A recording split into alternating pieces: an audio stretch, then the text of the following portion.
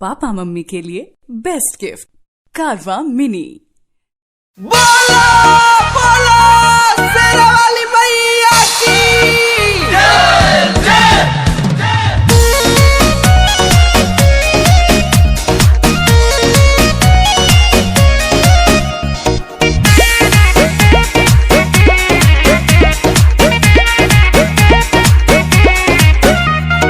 देखिए के भीड़ अब मन इहे करे कलेनी पूजा अब जात बनी घरे। ए जी हर देखिए के भीड़ अब मन इहे करे कलेनी पूजा अब जात बनी घरे। भइला बाटे धक्का न मिले तनी फाका रेट कोलो ना गजन सहबू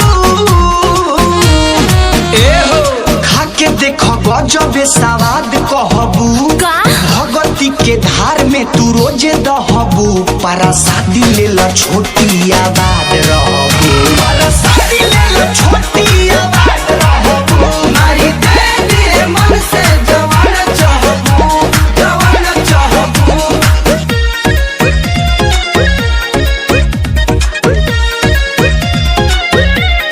जय मां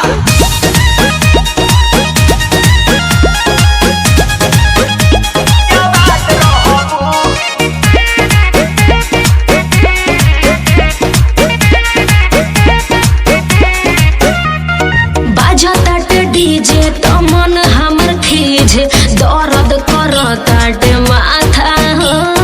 नहीं कोनो लेट बा सब कुछ सेट बा पंडित जी आ गइले कहे काथा हो। झूठ मत बोल अरे सही कहतानी अरे बाजताटे डीजे त मन हमर खीजे दर्द करताटे माथा हो। नहीं कोनो लेट बा सब कुछ सेट बा पंडित जी आ गइले कहे काथा हो।